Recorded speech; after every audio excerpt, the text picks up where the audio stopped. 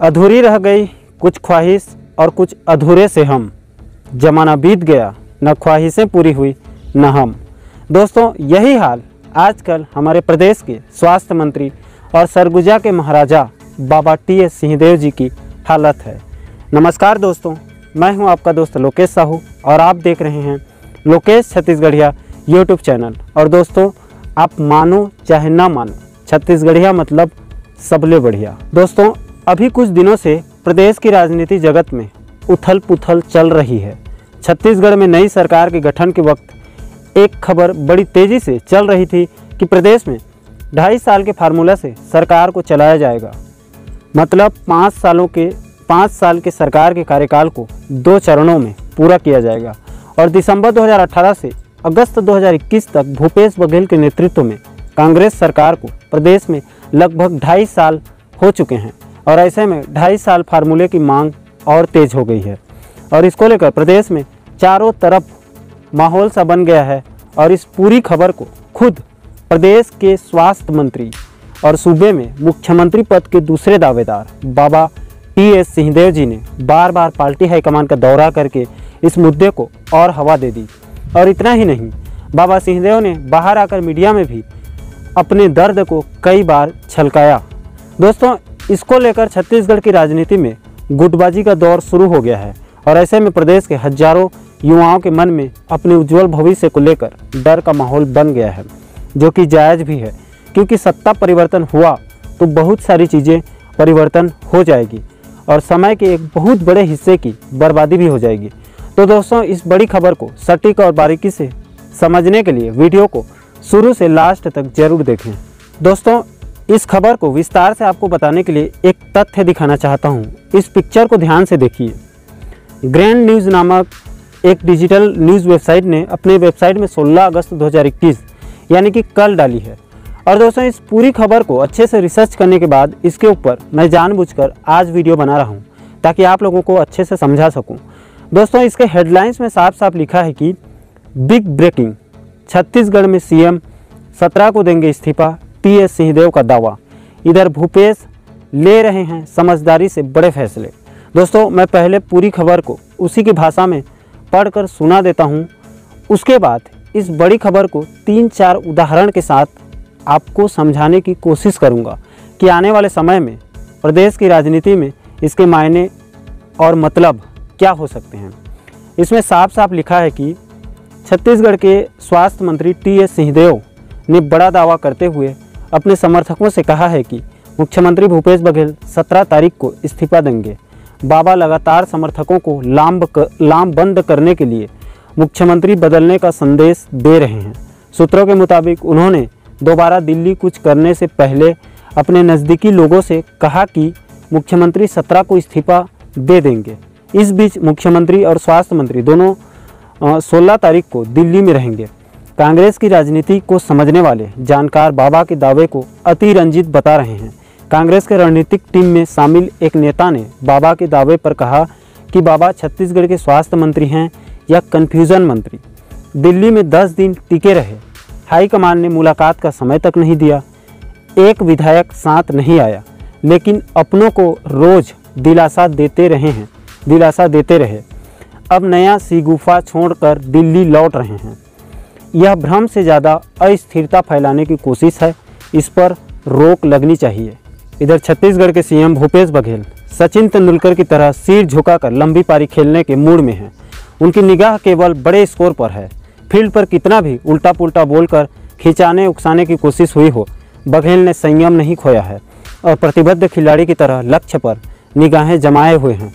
मुख्यमंत्री ने स्वतंत्रता दिवस के मौके पर 4 नए जिलों का गठन का ऐलान किया। न्याय योजना को विस्तार दिया जा रहा है। आलाकमान का संकेत समझकर मुख्यमंत्री प्रदेश में एक बड़ी लकीर खींचने का प्रयास कर रहे हैं। आला नेतृत्व ने साफ संदेश दिया है कि छत्तीसगढ़ में कोई नेतृत्व परिवर्तन नहीं होगा, कोई गलत संदेश न जाए। इस मकसद से आलाकमान ने टी.एस. सिंहदेव को दिल्ली प्रवास के दौरान मुलाकात का वक्त तक नहीं दिया। इतना ही नहीं, उन्हें अनावश्यक बयानबाजी से बचने की नसीहत भी दी गई है। टी.एस. बाबा एआईसीसी के कई नेताओं के चक्कर काटकर अपनी ख्वाहिश जाहिर करते रहे, लेकिन राहुल गांधी से उनकी मुलाकात नहीं हो पाई। बाबा मजबूरी में 14 अगस्त को वापस रायपुर आ गए। एक दिन बाद फिर बनाने के मकसद से दिल्ली कुछ कर गए हैं। दिल्ली आलाकमान से जुड़े सूत्रों का कहना है कि बाबा हिट विकेट के मूड में हैं। कोविड के दौर में प्रदेश छोड़कर बार बार दिल्ली में आकर दबाव बनाना अच्छा संकेत नहीं है। आलाकमान को इस समय कोई वजह नेतृत्व परिवर्तन की नज़र नहीं आ रही है।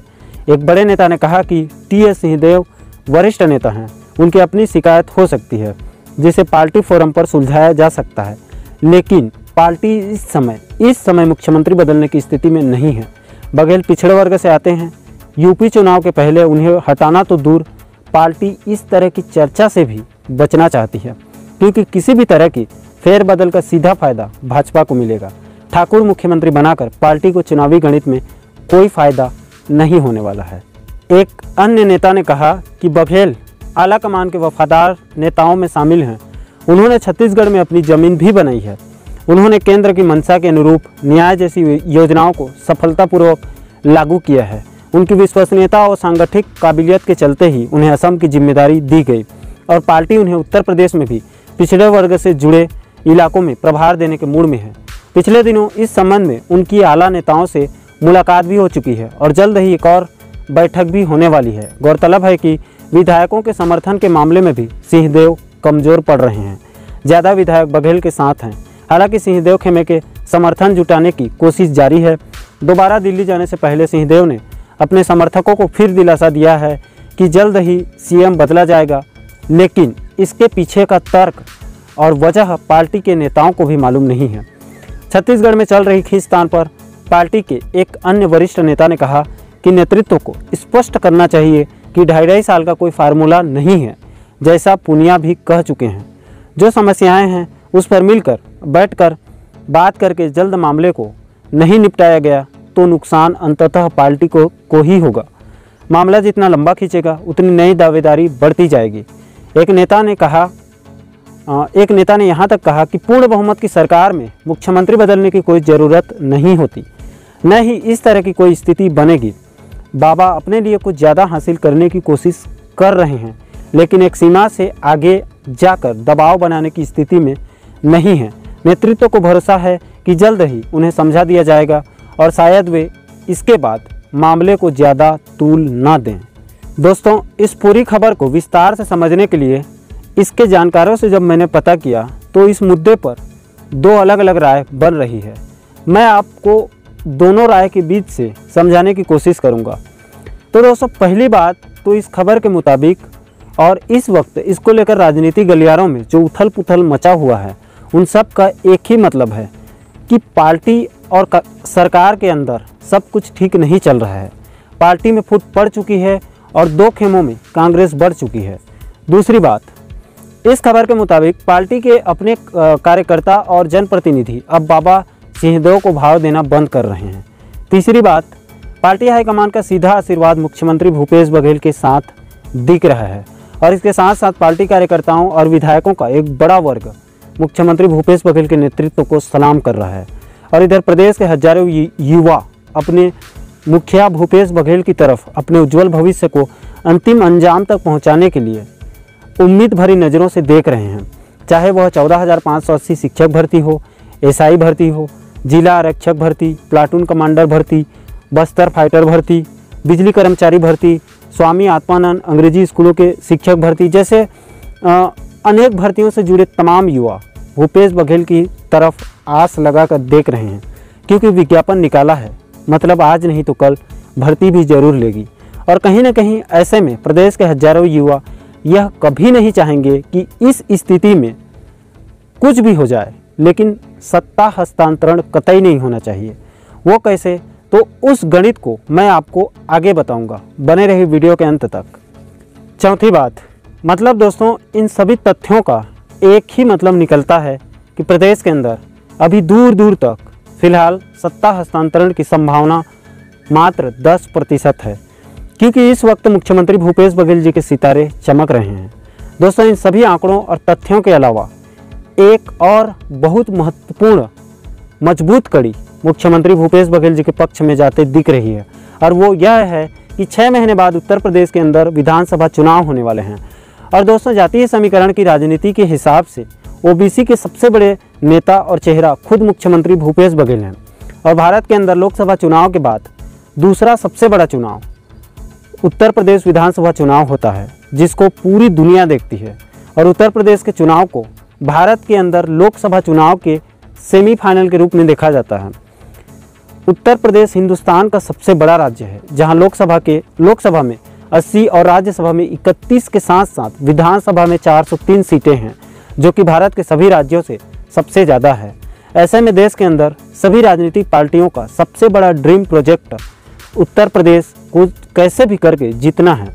और दोस्तों, ऐसे में उत्तर प्रदेश के अंदर जातीय समीकरण की बात करें तो ओबीसी सबसे बड़ा वर्ग है, जो सरकार बना भी सकती है और सरकार गिरा भी सकती है। इस स्थिति में छत्तीसगढ़ से ओबीसी के सबसे बड़े चेहरे के रूप में पार्टी हाईकमान को दिल्ली से भूपेश बघेल के चेहरा चमकते हुए दिख रहा है, क्योंकि बघेल ओबीसी के सबसे बड़े चेहरा हैं। साथ ही साथ पार्टी के सबसे बड़े स्टार प्रचारक में से एक हैं, जो उत्तर प्रदेश के ओबीसी समाज के बीच में जाकर कांग्रेस के लिए कुछ भी कर सकते हैं। और कांग्रेस 2024 के लोकसभा चुनाव में पार लगाने के लिए, उत्तर प्रदेश को जीतने के लिए कुछ भी कर सकती है। इसीलिए ऐसे वक्त में पार्टी हाईकमान भूपेश बघेल का ताज निकालकर बाबा टी.एस. सिंहदेव के सर में सजाकर बहुत बड़े खतरे को बुलावा बिल्कुल नहीं दे सकती है। ऐसे में मुख्यमंत्री भूपेश बघेल को नाराज करना इस वक्त पार्टी हाईकमान के लिए बेवकूफ़ी होगी। मतलब इन सभी तथ्यों से एक बात तो तय है कि दोस्तों, अभी छत्तीसगढ़ के अंदर दूर दूर तक किसी प्रकार की कोई भी सत्ता हस्तांतरण होते नहीं दिख रही है। किसी को डरने की कोई ज़रूरत नहीं है। अभी साल भर भूपेश बघेल ही छत्तीसगढ़ की कमान को संभालेंगे। उसके बाद अगले विधानसभा चुनाव के लिए सिर्फ एक साल बचेंगे और पार्टी हाईकमान सिर्फ एक साल के लिए मुख्यमंत्री के मजबूत चेहरा को हटाकर नया मुख्यमंत्री लाने का जोखिम कतई नहीं उठा सकती है। मेरे कहने का मतलब यह है दोस्तों कि 2023 के छत्तीसगढ़ विधानसभा चुनाव के पहले मुख्यमंत्री का चेहरा बदलने की कोई संभावना नहीं है। दोस्तों, पूरी उम्मीद करता हूं कि आप लोग सिक्के के एक पहलू को अच्छे से समझ गए होंगे कि चाहे कुछ भी हो जाए, इस कार्यकाल में मुख्यमंत्री भूपेश बघेल का चेहरा बिल्कुल भी नहीं बदलेगा। लेकिन यहीं पर आपको सिक्के के दूसरे पहलू को बारीकी से समझने की ज़रूरत है, क्योंकि आज का वीडियो पूरा का पूरा वीडियो इसी थीम के ऊपर बना है। क्योंकि दोस्तों, कहा जाता है कि राजनीति और क्रिकेट पूरा का पूरा संभावनाओं के ऊपर टिका हुआ है, और ऐसे में सूबे के अंदर कुछ भी हो सकता है। दोस्तों, मैंने पता किया कि अगर प्रदेश में सत्ता का हस्तांतरण हो जाए तो क्या हो सकता है। दोस्तों, मैं अफगानिस्तान जैसे सत्ता हस्तांतरण की बात नहीं कर रहा हूँ, जहाँ पर बंदूक की नोक पर हजारों मासूमों को मौत के घाट उतारकर एक जमे जमाए देश को बल के दम पर शासन हथियाने की बात मैं कतई नहीं कर रहा हूँ, बल्कि राजनीतिक जोड़ तोड़ और शतरंज की बिसात पर दिमाग से खेलकर सत्ता हथियाने की बात कर रहा हूँ, जो कि हिंदुस्तान में महाभारत काल से चली आ रही है। मैं उसकी बात कर रहा हूँ। वैसे तो किसी भी प्रदेश के सरकार का समय से पहले बदल जाना राज्य की जनता के लिए शुभ संकेत नहीं है। अब दोस्तों, अगर ऐसे में छत्तीसगढ़ के अंदर इस वक्त मौजूदा सरकार का गिरना और नई सरकार बनने से प्रदेश की जनता को क्या क्या नुकसान हो सकता है, मैं उसे आपको जल्दी में समझाने की कोशिश करूंगा। तो दोस्तों, इस वक्त अगर वाकई में मुख्यमंत्री भूपेश बघेल से सत्ता छीनकर अगर बाबा टी.एस. सिंहदेव को मुख्यमंत्री बनाया गया, तो ऐसे में राज्य को क्या क्या नुकसान उठाना पड़ सकता है। सबसे पहले तो राज्य में कांग्रेस को भारी नुकसान उठाना पड़ सकता है। पार्टी 2 गुटों में बढ़ जाएगा, जिसका सीधा फायदा आने वाले समय में बीजेपी को हो सकता है। दूसरी बात, अगर इस वक्त छत्तीसगढ़ में मुख्यमंत्री का चेहरा बदला गया तो पूरा कैबिनेट इधर का उधर हो सकता है और नया कैबिनेट का गठन करना पड़ेगा। तीसरी बात, छत्तीसगढ़ में अगर राजनीति उठापटक इस वक्त हुई तो यह राज्य के लिए भारी नुकसानदायक होगा, क्योंकि राजनीति उठापटक करते करते नया सरकार का गठन होते होते 6 महीने का वक्त लग सकता है। चौथी बात, अगर इस वक्त प्रदेश में सरकार बदली तो राज्य का विकास पिछड़ जाएगा, छत्तीसगढ़ की अर्थव्यवस्था और चरमरा जाएगी। एक तो कोरोना की मार से पहले ही राज्य की अर्थव्यवस्था 5 साल पीछे चली गई है, और ऐसे वक्त में नई सरकार के गठन का मतलब प्रदेश की अर्थव्यवस्था का और 1 साल पीछे जाना तय है, जिसका भारी नुकसान जनता को भुगतना पड़ सकता है। पांचवी बात, अगर सूबे में नई सरकार बनी तो प्रशासनिक फेरबदल बड़े स्तर पर होगा। नया मुख्यमंत्री अपने हिसाब से अफसरों की नियुक्ति करेगा, जिससे वर्तमान में चल रहे जन कल्याणकारी योजनाओं का भी प्रभावित होना तय है। छठवीं और सबसे महत्वपूर्ण बात, अगर छत्तीसगढ़ में मौजूदा हालात में मुख्यमंत्री का चेहरा बदला गया तो सबसे बड़ा नुकसान मौजूदा भर्तियों पर पड़ेगा, जैसे 14,580 शिक्षक भर्ती, एसआई भर्ती, जिला आरक्षक भर्ती, प्लाटून कमांडर भर्ती, बस्तर फाइटर भर्ती, स्वामी आत्मानंद स्कूलों में भर्ती, बिजली विभाग में 2500 पदों पर भर्ती जैसे वर्तमान में चल रहे तमाम सरकारी नौकरियों की भर्ती का प्रभावित होना भी तय है। और अगर वर्तमान की भर्तियों पर किसी तरह और देरी हुई तो आने वाले आगामी भर्तियों पर इसका और ज़्यादा व्यापक प्रभाव पड़ेगा। दोस्तों, कोरोना की वजह से पहले ही प्रदेश की अर्थव्यवस्था पूरी तरह से चरमरा गई है और सभी भर्तियों पर 3 साल का वक्त पहले ही बर्बाद हो चुका है और ऐसे में सरकार बदली तो 1 साल का और वक्त बर्बाद होना भी तय है और ऐसे में प्रदेश के हजारों युवाओं के भविष्य अधर में लटक सकती है। इसलिए दोस्तों, मैं शुरू में ही कहा था कि इस वक्त प्रदेश के अंदर मुख्यमंत्री का चेहरा बदलना सही समय नहीं है और इसका सबसे ज़्यादा नुकसान प्रदेश के हजारों युवाओं को हो सकता है, क्योंकि प्रदेश के सभी भर्तियों में देरी होना स्वाभाविक है। इसके साथ साथ भविष्य के आने वाली भर्तियों में भी देरी होना तय है। मतलब दोस्तों, कुल मिलाकर देखा जाए तो इस वक्त प्रदेश में मुख्यमंत्री का चेहरा बदलने का सही वक्त नहीं है और इसका छत्तीसगढ़ की जनता को वर्तमान के साथ साथ भविष्य में भी भारी नुकसान उठाना पड़ सकता है, क्योंकि दोस्तों, जनता की यही तो दुर्भाग्य है कि देश या प्रदेश में कोई भी त्रासदी या मुसीबत आती है तो उसकी कीमत मासूम जनता को ही भुगतना पड़ता है।